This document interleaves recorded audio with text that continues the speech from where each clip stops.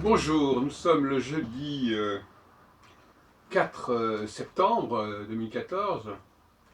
4 septembre, c'est la fondation de la Troisième République.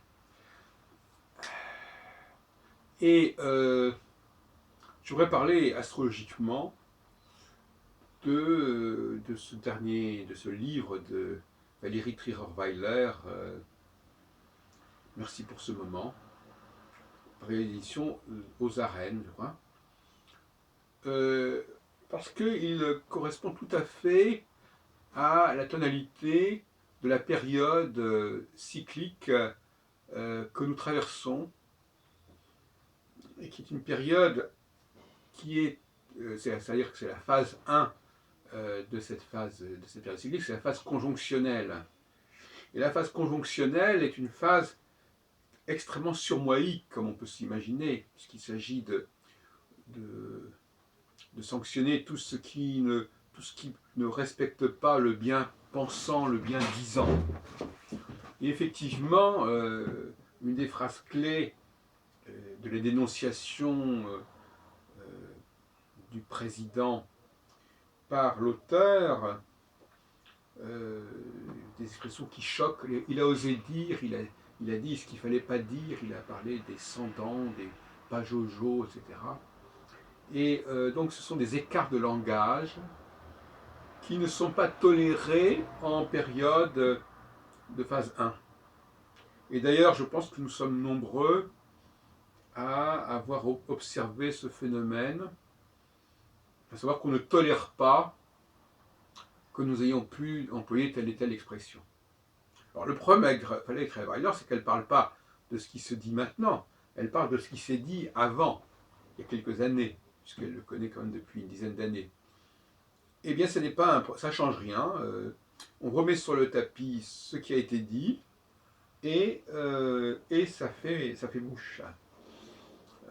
Donc on peut être très bien rattrapé par son passé langagier des années après, et à contre-temps.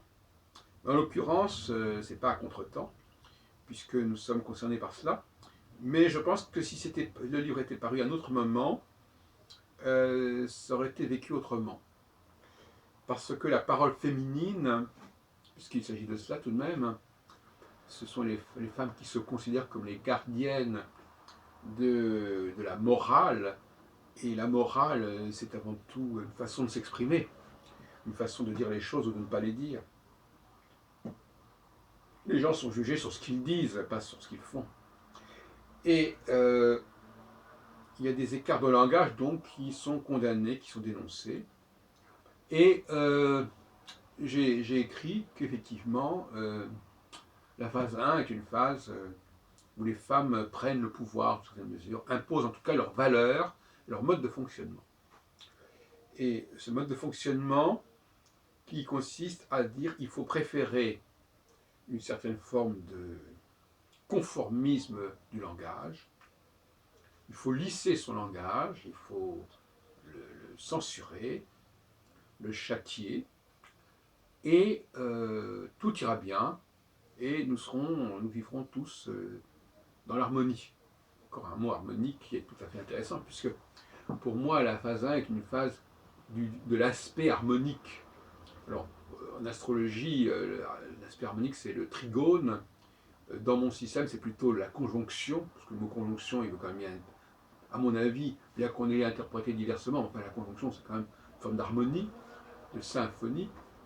Et parce que symphonissime, ça veut dire avec, comme c'est le pendant grec du cum, grec latin, je veux dire, pendant grec du cum latin. Et donc voilà, il y a cette prise de pouvoir qui consiste à dire évitons les fantaisies, évitons les formules un petit peu douteuses, les humours un peu déplacés, tenons-nous-en pour que le monde soit harmonique, au respect d'un certain nombre de règles de bonne conduite, de savoir-vivre, de civisme. Et ça passe avant le respect de l'originalité, de la créativité, de l'inventivité et du culte de la différence. dissonance justement que la phase 2 qui suit ou qui précède, dissonance musicale par exemple, on parle de sons dissonants, et en astrologie, le dissonance, ça renvoie au carré, éventuellement à l'opposition, etc. Donc l'astrologie est porteuse de cette dualité. En fin de compte, les aspects, c'est la dualité. Même s'il y a plusieurs aspects pour indiquer la dissonance et plusieurs aspects pour indiquer l'harmonie, c'est la dualité qui ressort, donc une forme de manichéisme. Et donc la dissonance est peu prisée actuellement. La priorité, c'est l'harmonie, c'est la consonance. Et nous avons donc là quelque chose de tout à fait emblématique avec la sortie de cet ouvrage et les crimes, entre guillemets, langagiers que semble avoir commis le président qui a vécu avec cette dame. Bon, il faut reconnaître que c'est un peu l'arroseur arrosé parce que lorsqu'il y a quelques jours, ce sont des ministres qui ont été chassés du gouvernement également par leur liberté de parole. Je pense à Montebourg, à Hamon, avec lesquels s'est solidarisé Mme Filippetti. Et ça, c'est Hollande, en tout cas c'est Manuel Valls qui l'aura voulu. Et donc vous voyez bien que on en est tous là. On en est tous à être d'un côté ou de l'autre de la barrière, mais enfin on est tous à condamner ou être condamnés pour des questions de parole, de langage, d'expression malheureuse, fâcheuse. Et l'important c'est la consonance, c'est l'harmonie, c'est pas faire de vagues, respecter certaines règles de base et ne pas faire d'exception et ne pas se permettre de dire certaines choses. Voilà, il ne faut pas se permettre, au nom de quelques génies ou de quelques positions, de quelques qualités, on ne peut plus se permettre de dire n'importe quoi et de le faire n'importe comment. Alors ça, c'est la revanche, parce que toute phase est une revanche. La revanche des femmes sur les hommes. Et en phase 2, ben, c'est la revanche des hommes sur les femmes. Voilà. Il y a constamment une espèce de boomerang qui se met en place. Mais force est de constater que là, nous avons du pain béni pour nos recherches. Hein. C'est-à-dire que, effectivement, on est dans une phase de formalisme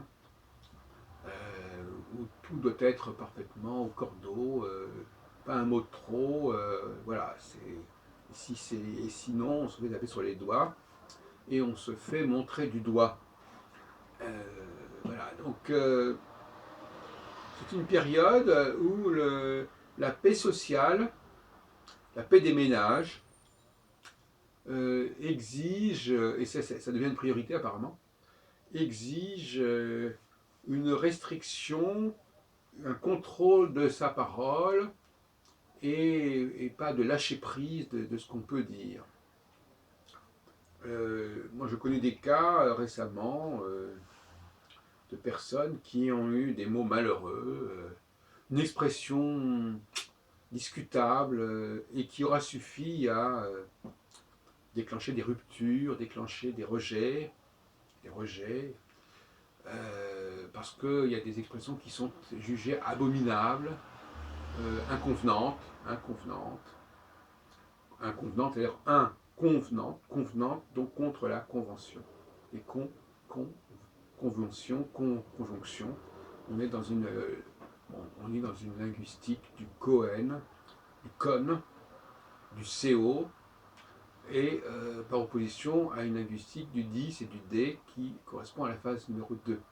Je répète pour ceux qui ne sont pas familiers avec cette façon de parler, que la conjonction se joue autour justement de la conjonction de Saturne avec une des 4 étoiles fixes, donc ce n'est pas une expression simplement comme ça, conjonction, c'est une expression astronomique, et que la disjonction se fait lorsque Saturne s'est fortement éloigné de la conjonction au niveau céleste. Donc là, on a une sorte de continuum entre l'astronomie, l'astrologie, la linguistique, qui me paraît essentiel et qui est au cœur de ce que j'ai appelé l'astrolinguistique.